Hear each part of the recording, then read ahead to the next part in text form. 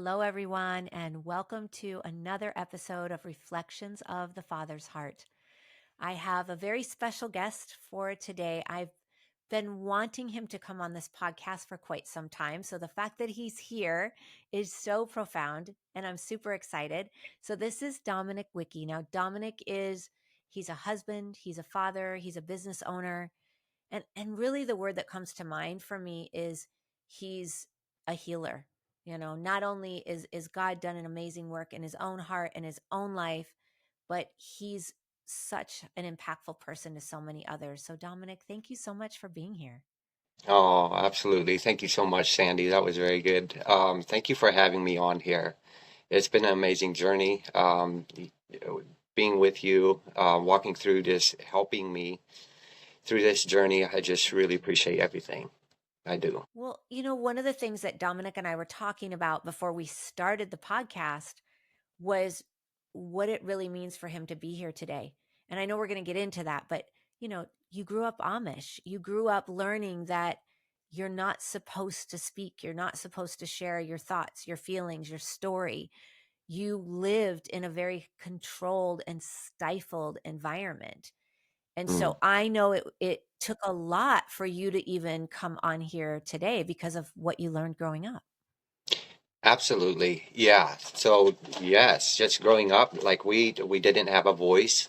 And, a lot of times we were shamed into being quiet, weren't allowed to speak. We were meant to be seen, but not heard. So basically a number.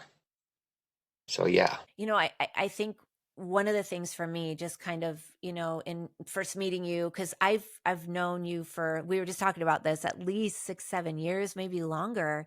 Yes. And, I know you, your whole family, and I've just been so amazed by all of you. But one of the things that was eye-opening for me as somebody that didn't know a lot about the Amish is from an outside view, the Amish look very wholesome, very salt of the earth, very family oriented. It looks that way. There's kind of this, it's like perfection, but perfection in wholesomeness. And my eyes have been really opened to what it's really like. In other words, there's an image that we all see, but then how you grew up was very different than that. Like you already said, you were more of a number. Hmm. So if you don't mind, bring us into that experience of growing up like Amish, growing up in your home. Like, when did you start working? What was it like in terms of your voice and your thoughts and your feelings? Like, what was it like for you growing up? Okay. Sure. So I grew up in a family of 15, and we were very poor. We didn't have a whole lot. And if you think about it, that big of a family, there's it takes a lot to support that kind of family. But Yeah. how could I word it? As Amish, you can get by with a lot. But there's a lot of things that you don't know when you're Amish. Mm. Um, I'm trying to think how I could say this. If you have questions, by all means, ask.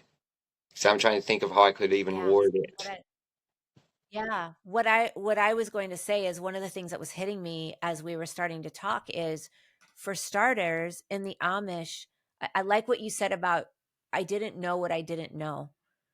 Because when you're in the Amish, you really don't get a lot of exposure to the rest of the world. Like you don't have electronics and vehicles and things like that, right? When you're growing That's up. so So you're true. kind of set apart and hidden. Hmm.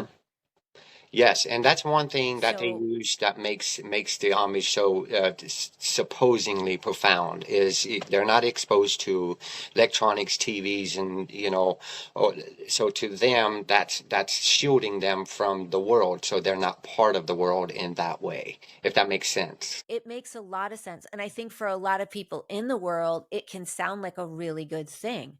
Like, oh, there's no electronics. That's great. You don't get the distractions of the TV and the phones.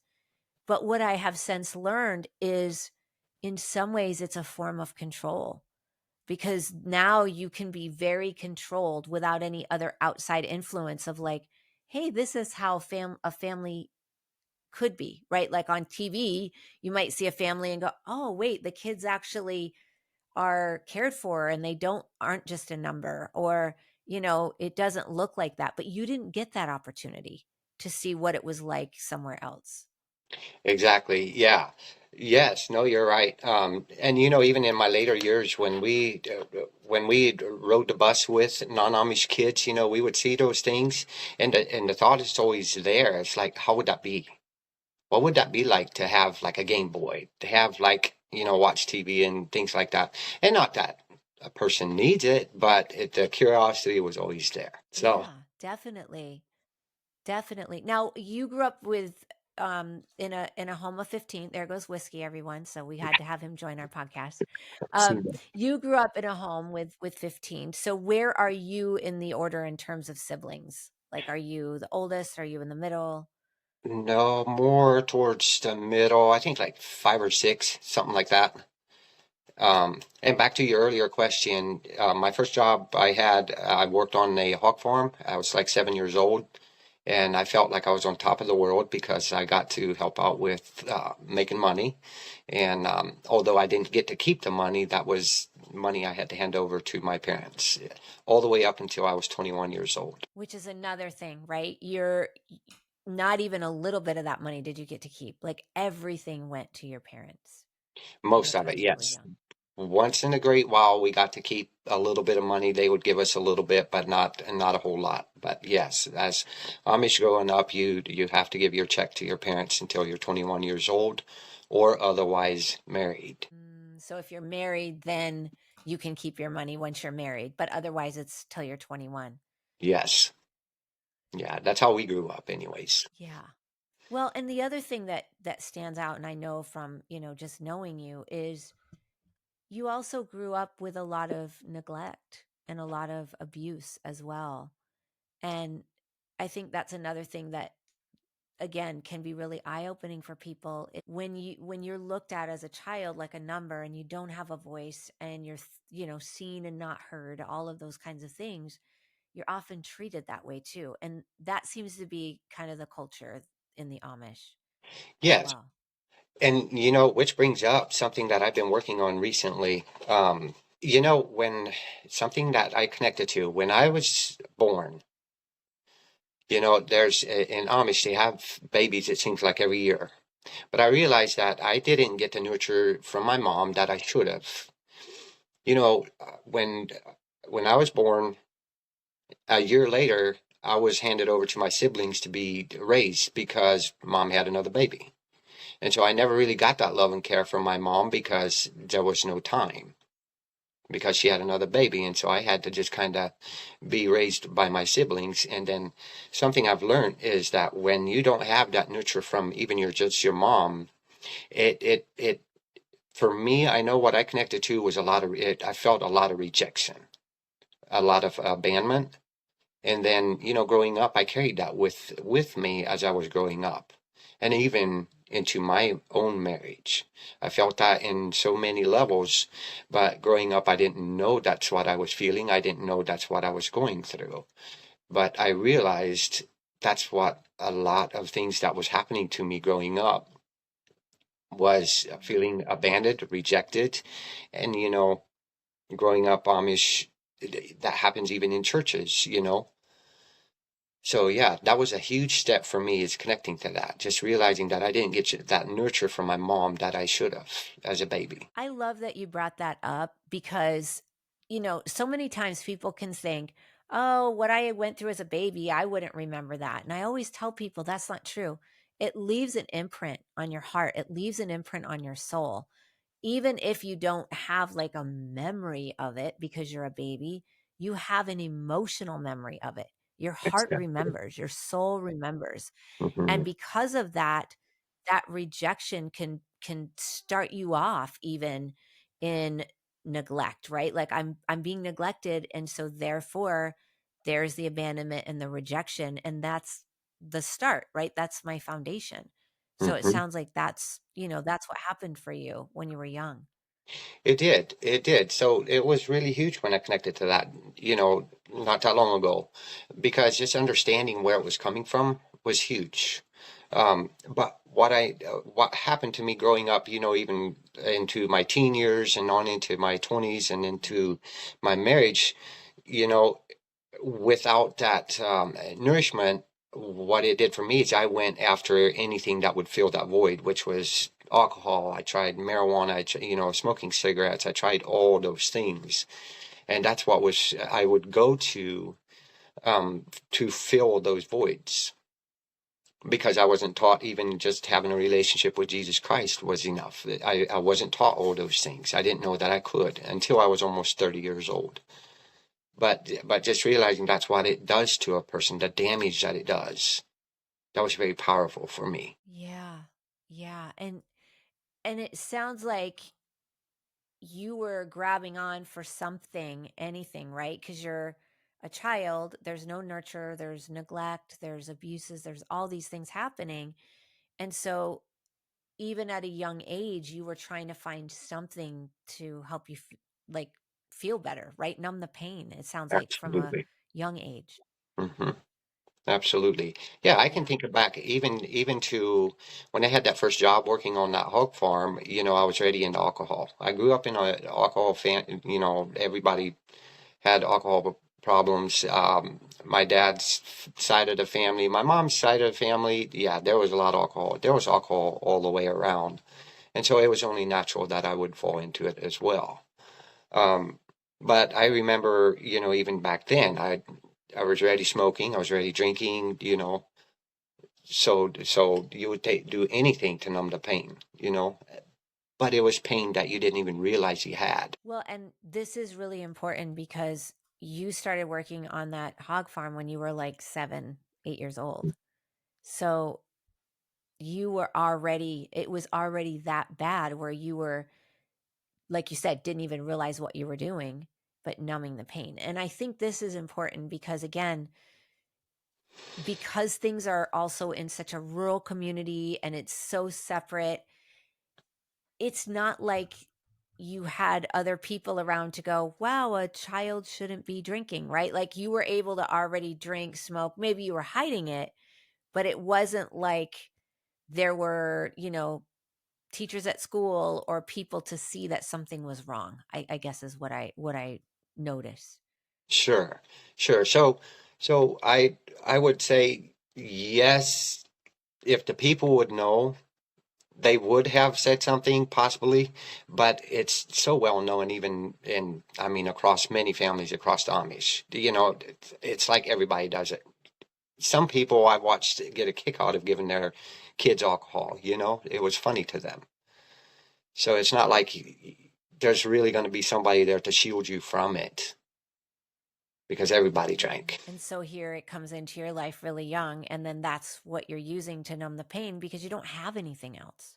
Exactly. Yes. And yet at the same time, was your family involved in the Amish church? In other words, you did go to the Amish church, you and your family. Hmm. Yes. Yeah. So we were a part of the Amish church, but my family was always looked down on because we were considered more the low class Amish because we were more on the poor side. So we were always talked about because my dad was an alcoholic and everybody knew that. And matter of fact, they gave him a nickname. And so we were always looked down on because we were poor. And so that's another thing that always stood out to me. Depends who you were. You were something if you had something like materialistic, if you had, a lot of money, if you had that's, and if you had a lot of material things in your life, then you were really considered something. You were considered a high class person. But we were never that because we moved around a lot. We never really we were poor. We had we never really had a whole lot. So yeah, we were never considered like the it crowd or anything like that. And so when you grow up with that in mind, that's all you know. And yeah, Well, and it sounds like a lot of shame. Like, you would think if you're growing up in a community and you're participating in a church, like what comes to mind is you would think if your family was struggling that the church would wrap their arms around you or the community would to support you. but instead it was, oh, you are looked down on because you don't have, and the people that have more are in a higher standing than you. Yes, exactly. Yeah. So their way of support is more like if you do something wrong, they go after that. They will use a shun, shun you or whatever if you're instead of like support. Like I've never known support in a church, in an Amish church. I've never known someone to just come alongside you and say, "Hey, how can I help you? How can I come alongside you and help you with that?" I've never known anything like that. I'm not saying it's not out there for some Amish, but I know that that wasn't our case.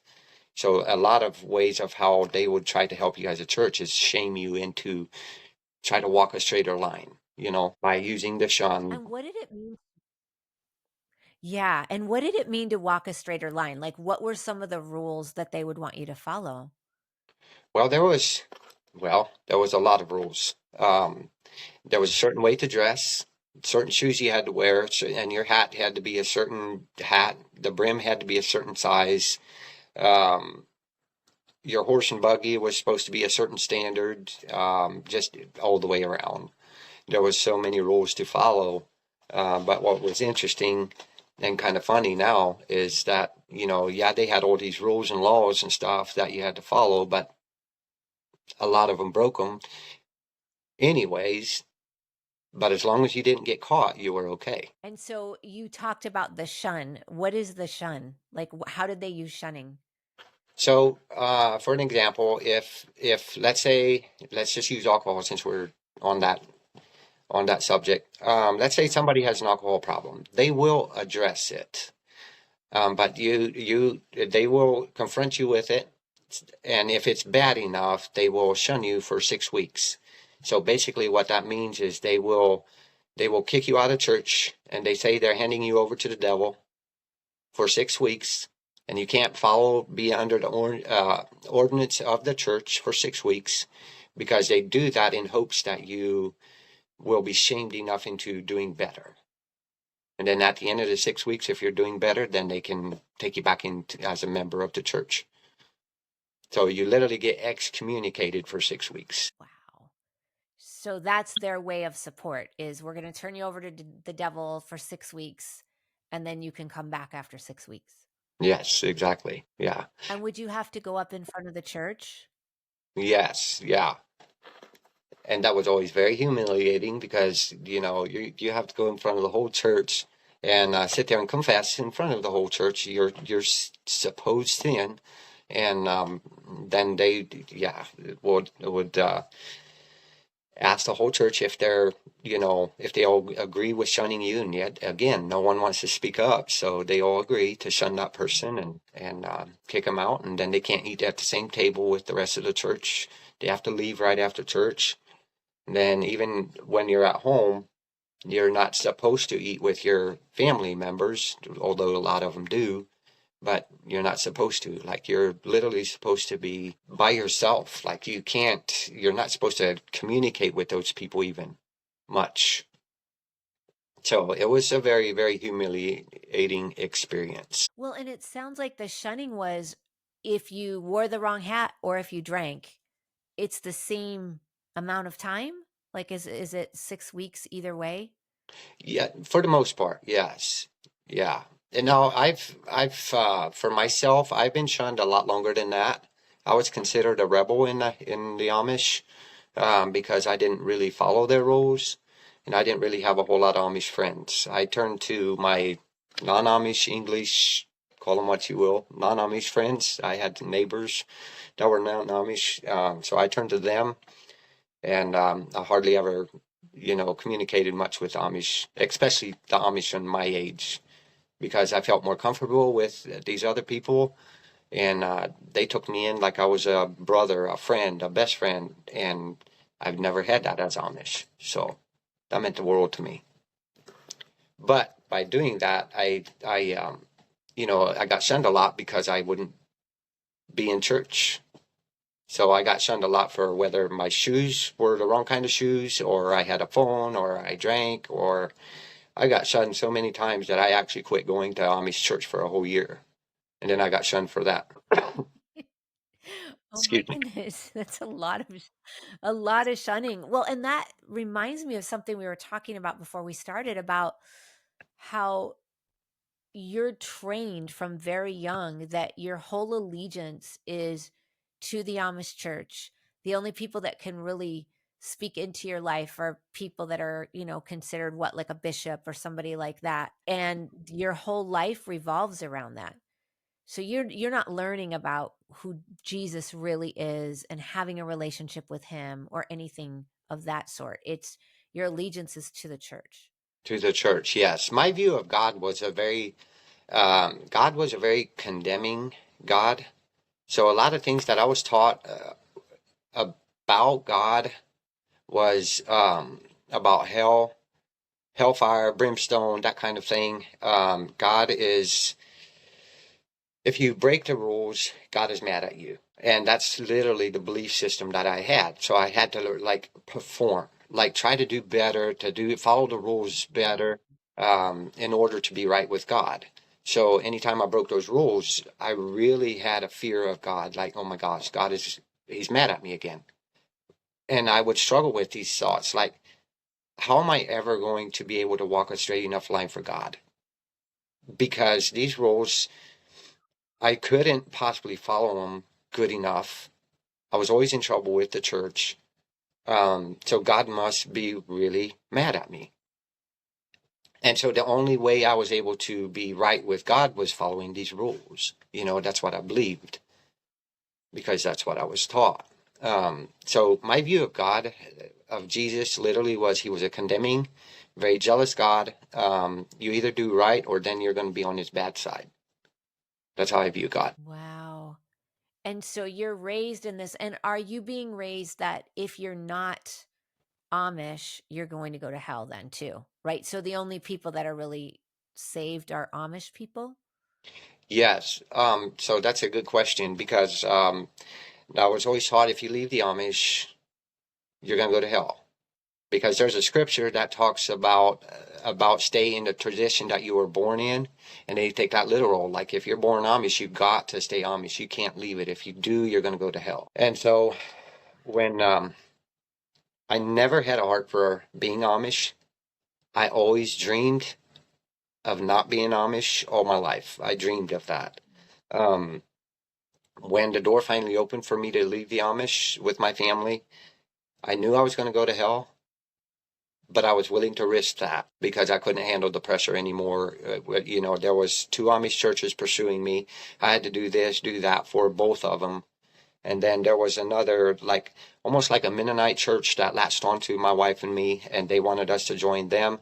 So the pressure from all three of them, it was literally like I felt like how could I say it? A sheep among like wolves closing in, and it was getting tighter and tighter and tighter. And then when we finally left, we left the state. We went to Denver, Colorado we were going to go for 2 weeks, but it ended up being 8 months. But being there, we were free. That's what I realized. We were free. I didn't have to look over my shoulder. I didn't have to worry about who I run into. I didn't have to worry about any of these things. I realized there's a freedom out there, but I didn't know what that looked like. I didn't know what that meant, but I knew we were free, and it felt good.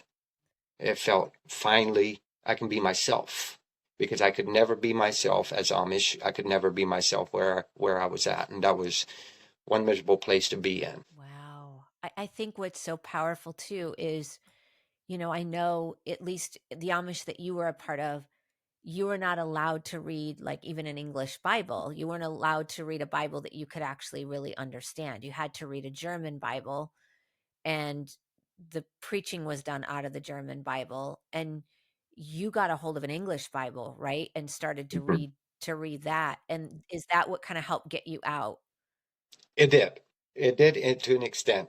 What was very powerful for me, I was introduced to the English Bible even by an Amish person, but it wasn't in our community. And because we weren't allowed to have an English Bible, I bought one in secret. And when I started reading it, I was fascinated by it. I was in love. Oh my gosh, I couldn't read this book enough. I read it so much and I couldn't stop talking about it, but I had to watch who I talked to about it. And one of my sisters would come over and I would talk about it. And she was fascinated by it as well. My wife was. I loved the Bible, but the one thing that didn't make sense to me, I couldn't understand the German Bible. I couldn't understand the preaching. I could pick up bits and pieces here and there, but I was supposed to be okay with that. But when I read the English Bible, I was reading something foreign. But yet I loved it so much, it made sense. But what didn't make sense, it didn't line up with our way of life. And so that raised a lot of questions for me. Like, we're not living the way this Bible here is talking about. And so it was very powerful for me Well, this to live through that, because I was so in love with the word that I was reading, but I didn't understand how to apply it to my life. But I knew the life I was living, it wasn't making sense at all. I think that's so beautiful because the scripture that's coming to mind is where it says, there is no more condemnation in Christ Jesus. And yet Mhm. you were living under heavy oppression and condemnation and shame. And Yes. yet the Bible speaks so much of our freedom in Christ. And so it sounds like you got to Colorado and went, I don't know what to do with this freedom, but this feels a lot better. It sounds like that's kind of where you were at that time. Yes, yes, a lot more. Oh my goodness, yes. One other quick thing I wanted to mention too, just for those listening. So you have the Amish, and then you mentioned Mennonite. Mennonite are what, like a faction off the Amish, but are not as conservative as the Amish. Is that true? Like they allow you to have a little bit more in terms of electronics and stuff. Is that the difference? So yes, maybe in some Mennonite churches. So this church here, this group here, they weren't necessarily called Mennonite. They called themselves like the charity group. Why, I don't know where that name comes from. I'm not sure what it means. But what I didn't understand with them, matter of fact, two of the guys, one was a first cousin of mine that left the Amish and joined this group. Um, they actually led my wife and me to the Lord, but Mm. something really took place for my wife, and for me, I had a lot of hope that it did. I felt different. So there was somewhat of a foundation laid for me. So I can never like regret being with this group. But that was a season that God used them for us. But the one thing I didn't understand about them, we were actually going to join them. So with them is you can have your car, you can drive your vehicles, and you can have phones. But they claim that they don't have any rules. But if you were caught with like a TV or something like that, they would tell you something about it. So there was a difference there. They claimed to not have rules, but yet there were rules. You couldn't have TVs, you couldn't have, electronics, too many at that time. Now this is, here we are 13, 14 years later. I don't know how they are today, but that's how it was back then. So what I felt like, So it's like you had one, a little more. Oh, go ahead. Yes, please go ahead. well, the difference that I felt, even for my wife and me both, was like, okay, we would be leaving one set of rules only to join another, and we weren't about to do that. So yeah, So then so was that in Colorado that happened, or were you in another state when that happened with that no, church? this was in Indiana. This was over the time that two of the Amish churches were coming at us, and so then it was that Got group, it. Got it. trying to pressure us into joining them. And as a matter of fact, one of their last communication we had with them is they gave me a choice. We can either join them or leave. And so that felt pretty harsh. It's like, Mm. you've been trying this hard for me to come into with you people, but all of a sudden I get a choice. I mean, either I'm a part of it or I'm not.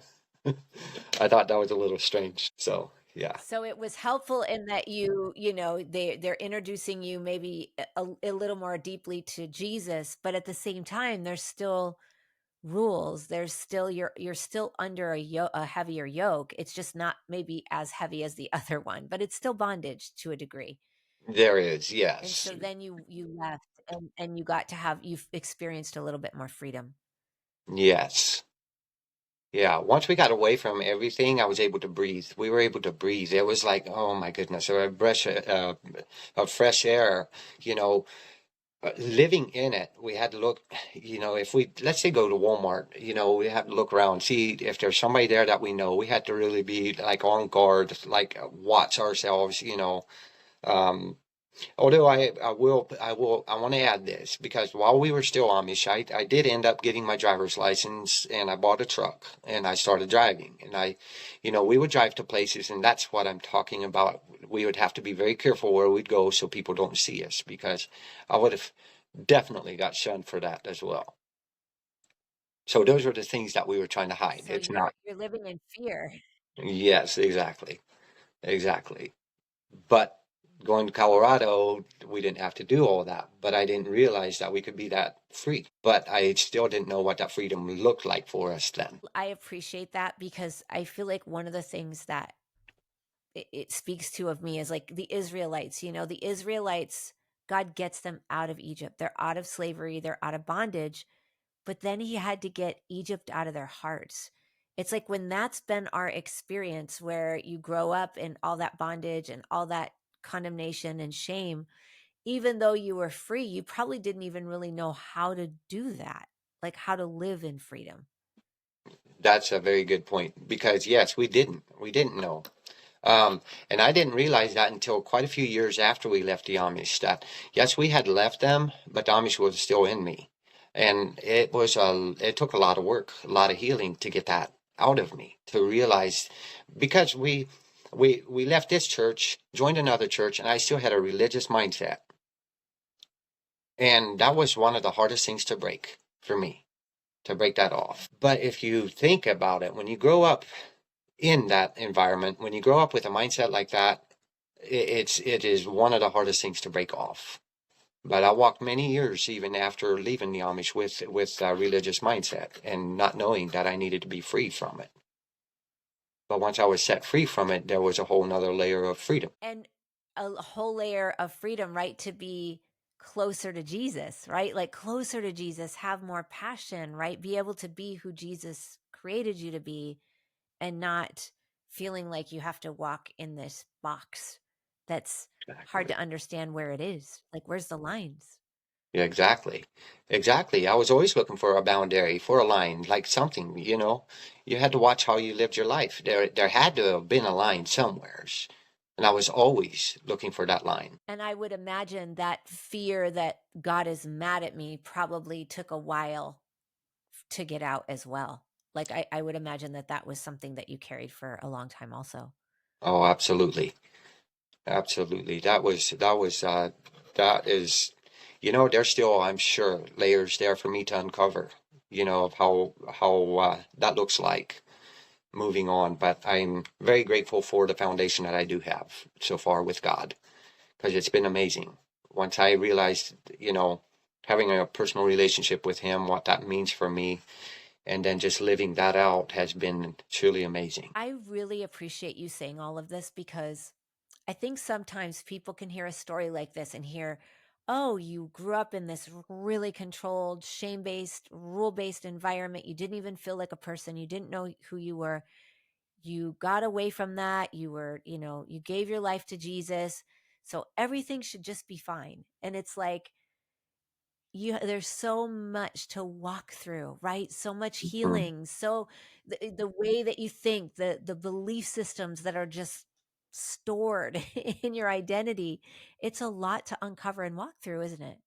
It is a lot. I could say, so I guess the one thing that comes to mind, just for a quick example on that, would be, I remember, we were going to a non-denominational church for about 4 or 5 years, something like that, maybe even a little longer.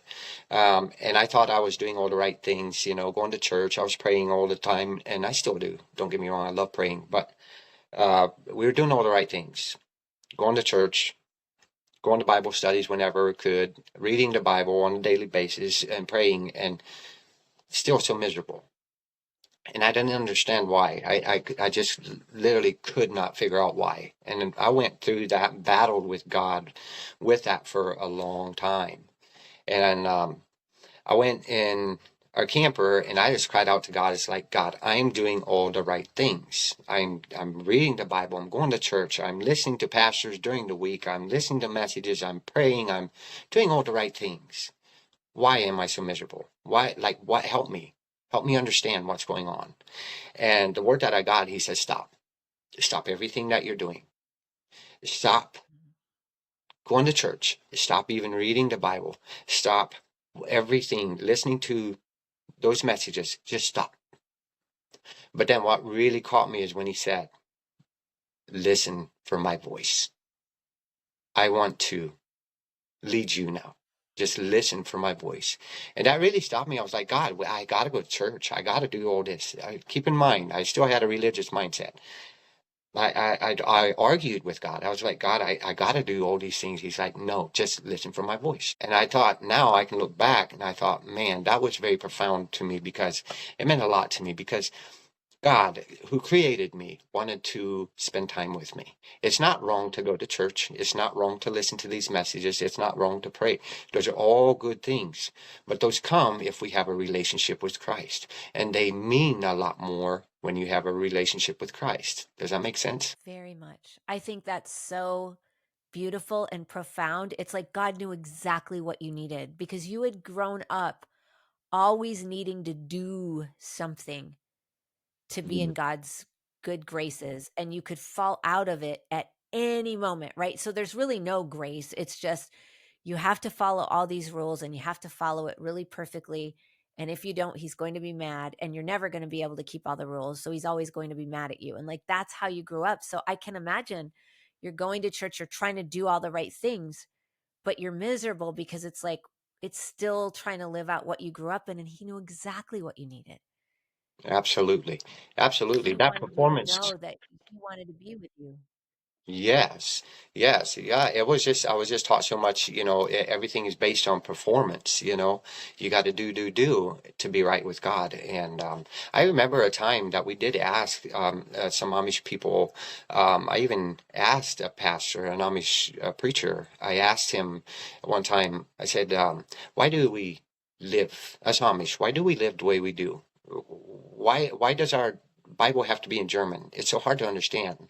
And why, like, I asked him like 20 questions all at once. I had so many questions, and so did my wife. We just went to their house and we wanted to understand, like, why? Why do we do the things that we do? Why do we have Amish church against Amish church? Why? Like, I thought, if you're Amish, why can't we all be together? It's not like that. There's Amish churches against other Amish churches because some allow more than others. Anyway, what hurt me the most was his answer. He said, I don't know how to answer you. I can tell you have so many questions, but I don't know how to answer you. But I'll tell you what, if you go to this one bishop, he can answer that. And what really, really hurt me more than anything is he's a preacher. I'm supposed to be following him, and he couldn't answer even my Bible questions. And we were taught that as long as you know a little bit about the Bible, you'll be fine. Just like asking, can we know that we're going to go to heaven? No, you can't. You can only hope that you're going to get to heaven. That's the kind of misery that we lived in. I knew in my soul, somehow, even living in it, that something is not right. We have, like, there's something not right with God, with church, with something. But even starting to read the English Bible, something just shifted in me, and I knew I'm missing something. And I wanted somebody to show me what I'm missing. And so, from that conversation with that Amish pastor that was the start of leaving. That was the start of it. I just didn't know it. Wow. Because there was no hope in that answer. He couldn't give None. you an answer for, None whatsoever. And I say all this to yeah. say, like, even after we left the Amish for so many years, we followed an English church. We done all these right things. And still, even though I was starting to have a relationship with Christ, there was still something not right. And that's what was missing. Was that relationship. There at that particular church, I learned that one reason that we left that church, I learned that I am never going to outgrow that pastor. I can never get above him. I'm always going to be stuck under him. And that didn't sit well with me because, God is going to grow you as far as he chooses to grow you. And if a pastor is there to stop me from growing, I think it's time to move on, because we should always be taught to grow more and more and more every day. Yes. And I think what's powerful about what you're saying too is it's so easy, like we were talking about, to grow up in an Amish environment, leave it, right? Now you're out in the world. Now you're, an English church, right? English just means it's not Amish, right? You're in an English church, but it could be so easy to still join another environment that's really controlled. It would be so easy for that to just feel like familiar, and that's the way it is. And yet I feel like the same thing that was happening to you when you were growing up, when you would get in these environments where it was controlled, it's like the Holy Spirit would nudge you, like something's not right. It's not supposed to be like this. And Right. you would feel that inside. And I think that's very powerful. Definitely. Yeah, I could always feel that nudge, but I didn't know what to do with it, you know?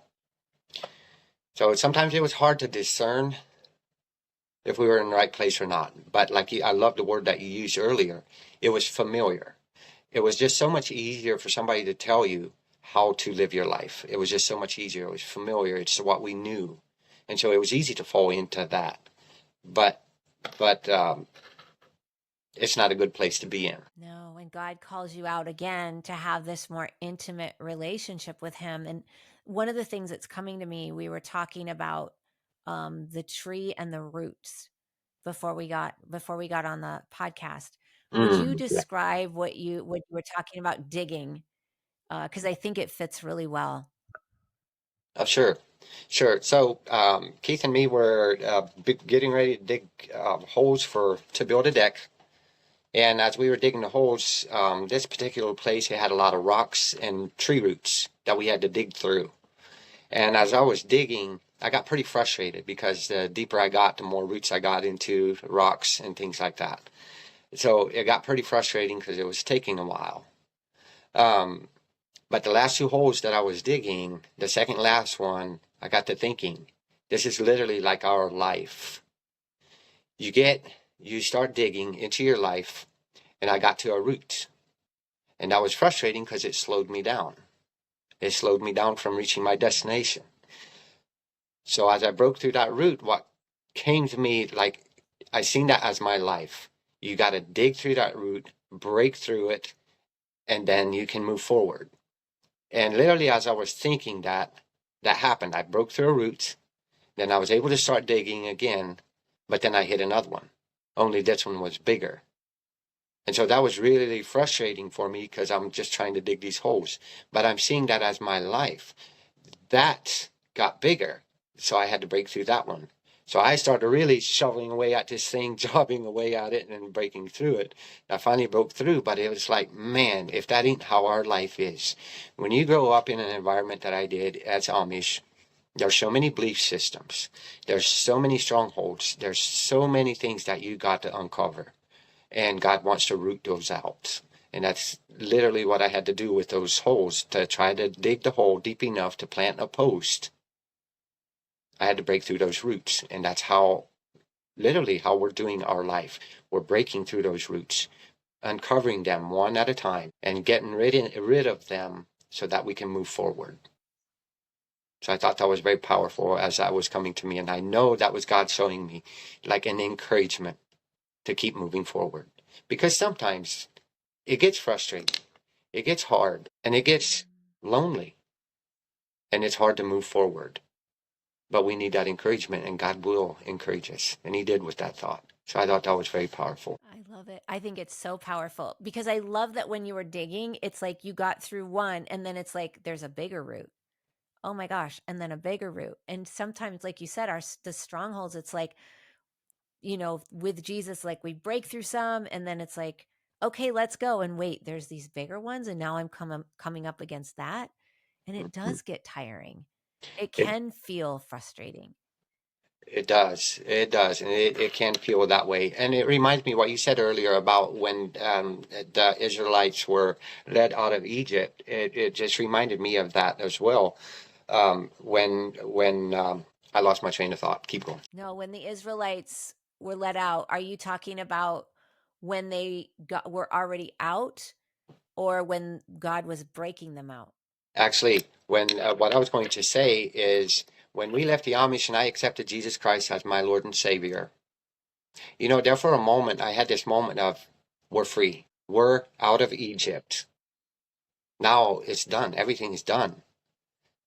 But then God reminded me of all these strongholds, and it's like, no, my life just began. That right there is so powerful. It's like, yes, accepting Jesus and salvation is the most important thing we can do. But that's when our life really begins, to your point. It's not that it's all done. It's like now we're trying to walk through sanctification and we're trying to heal and have more Holy Spirit in us. And that way we can affect more people. And that can be the part that is difficult. Because sometimes do you feel like you could look around and be like, wow, other people seem to have an easier journey and this one feels really hard. Yes, I've thought that of people already, but I don't think it's true. No.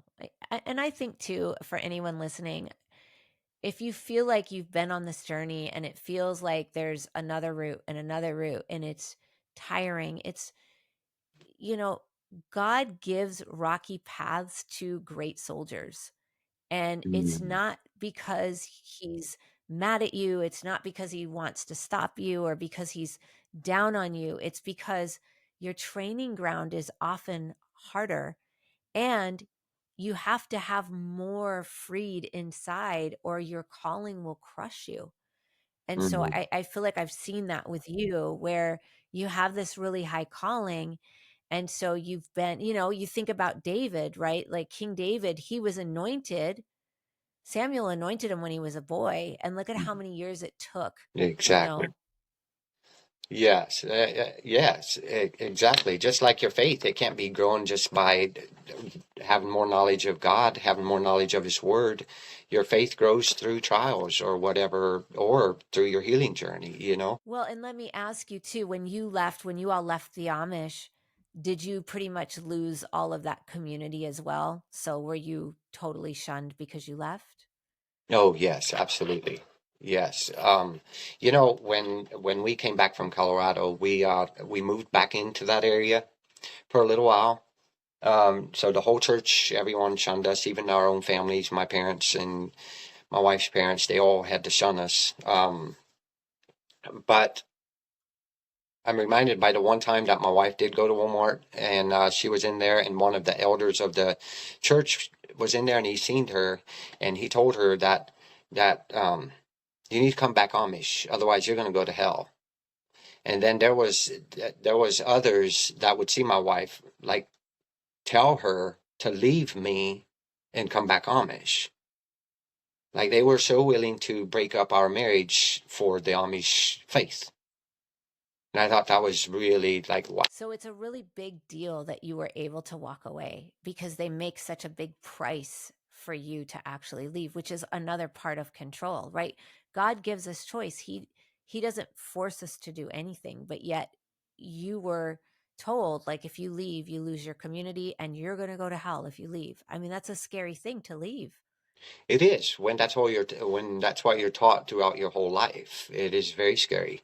But as I stated before, I was willing to take that risk. At that point in our life, I was willing to take that risk. And that's pretty Because you bad just when felt like you couldn't someone, live like that anymore. exactly. I feel like that's pretty bad when someone is willing to take a risk like that, knowing you're gonna go to hell, but you gotta get out anyways. It's huge. Yeah, and it really illustrates how controlled the environment really was. Like Hmm. it was very, very controlled and very bad.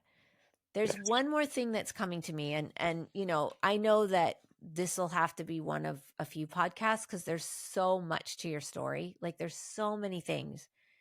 But Sure. one of the things that's coming to me is when you were told that you had lung cancer Mm. and you were told that you didn't have that much time to live. Hmm. Would you share that part with us because I think there's something really powerful in that testimony. Sure.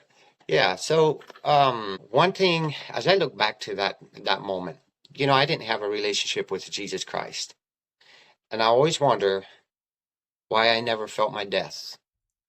Even though I was told Mm. that I don't have much time to live by two different doctors. I was diagnosed with, I don't know if they told me the stage of what stage of lung cancer I had, but I was told that I have lung cancer by two different doctors. And I And never now, was this feared. in the Amish that you were told that?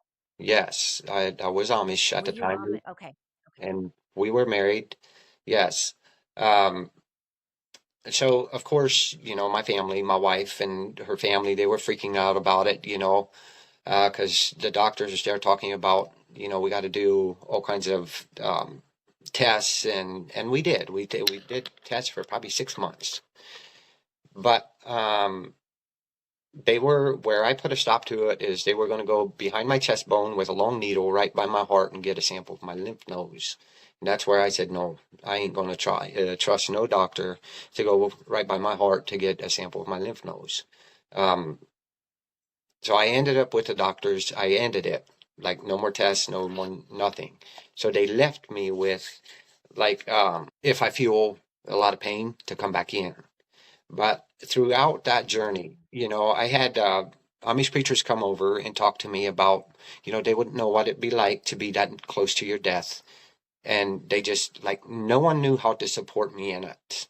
No one knew, you know what I mean? Like if you're talking to a person that's about to die, you would be there to encourage them, lead them to the Lord, that just be there for them. But no one knew how to do that for me. But one of the biggest things that keeps standing out to me, I never feared death. I never feared the lung cancer. And why, I don't know. Because again, I didn't know Jesus at the time, but I never feared any of that. And fast forward probably a good 10 years after we left the Amish and all this, I asked the doctor one time. I asked him, what is the chance for someone that has lung cancer to survive? And he said, oh, none. That was his immediate answer. I said, well, what if they get treatment? He said, well, maybe 2 years. I said, okay. And I walked out of there. But I walked out of there with the thought in mind, why did God save me? Because I was on my sure way of death. I really was. Why did he save me when I didn't have a relationship with him? And I still sometimes question that. I'm grateful. I really am.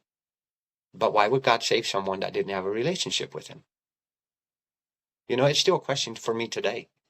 But I feel like what's very powerful for me is that I never feared that death, and that's what kept me going. There was times where everybody thought I was dying, like literally dying, but I was never in bed. I never like gave up. I never any of those things. I remember going to the grocery store one time, and this Amish woman that I barely knew, she came walking around the corner and she seen me and her eyes got really big. She said, "What are you doing out of bed?" And it kind of frustrated me. It's like I don't need to be in bed. She said, "Well, but you're supposed to be in bed. You have lung cancer." And I was like, "I understand that, but I don't feel I can get around. I have strength. I like nothing was keeping me down, you know." So in a way, it was kind of frustrating, but yet, I never feared it, and that's what's amazing to me. I never feared my death, and that was almost 13, 14 years ago. And I love that story. And I really appreciate you sharing it, because that's really what this podcast is all about. Here you were going, wait a minute. I was at a point I didn't have a relationship with God. I didn't even know how to do that. I'm raised in the Amish. And yet there's his love, there's his hand, there's his grace right there with you, Mm, because that's who he is. absolutely. And it wasn't because you had to do everything. It wasn't because you had to do it all the right way. It's just because that's his heart. That That's is, his character. And I feel like in that moment, you know what I mean? Like in that moment, it's almost like he was saying to you, you don't have to do anything. I got you. Even I if you got your don't know, back. I'm here. hmm Yes, Yeah. and I think that's very beautifully said because I believe with all my heart today that's really what happened. God was taking care of me without me knowing it, but I think also, or I feel like He also knew my future. He knew my heart. He knew where I wanted to be. You know, God is just, he's just amazing. Now, I would call that a reflection of the Father's heart right there, because he saved me from that without me even doing anything. I didn't have to perform. I didn't have to walk a straight enough line for him. I didn't have to do any of those things. He just saved me right there and healed me from something. And there's more to that story. And another time we can talk about it. But there's a lot more to that story. But I want to leave it with that. It's just amazing how God steps in, even times that we don't even know to ask him to step in.